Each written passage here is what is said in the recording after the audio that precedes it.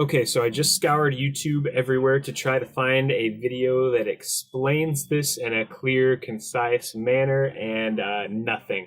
So I'm going to make this video really quick in regards to neck angle and how to change, or not how to change, but how to measure the neck angle on your guitar, and to understand why that matters, what it is. So when you are gonna YouTube something like this, you're gonna find a lot of videos talking about neck relief. Neck relief is, of course, very important. Neck relief, I would kind of define as like the journey that neck is going to take, right? The shape that it's going to take. But the neck angle is kind of the destination, where that neck actually ends up once it meets the body of the guitar. So here I've got this brand new Martin, and it plays great. This neck angle is set up very well, and I'm going to show you what that looks like in just a second.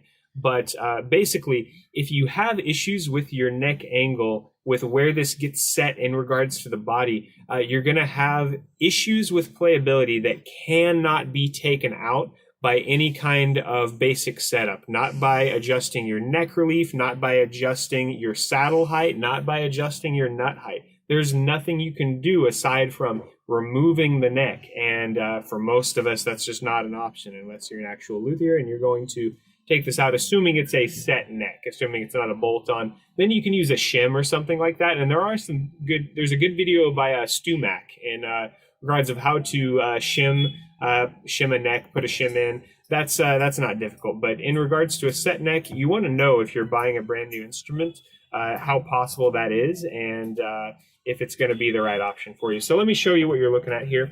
What you need to do a measurement like this is a straight edge. You want something that's very much machined, that's very precise for this job. You don't have to go this route, but Stu Mac makes a really good one here. This one is 18 inches long. You want one at least that long for a full scale instrument, but you can go longer. You can go to 24. That's maybe even better. A little more expensive generally. But anyway, I'm going to set this on my fretboard, and I'm setting it dead center between the D and the G string here, okay? And I'm going to run it along, and I'm going to make sure that it's touching the last fret, and I'm basically going to run it along here into my bridge, and it all comes down to where it's hitting on the bridge to determine if it's good or not. So I'm going to show you what this looks like here. So if you look closely with me, you can see that this is lining up with the very bottom of that bridge. That's where you want it. You don't want it to be too high up. If it's going above or at the actual saddle, then that's not what we want. And if it's going underneath here, then that's not good either. You want it to line up with the very top of that bridge, but not the top of the saddle.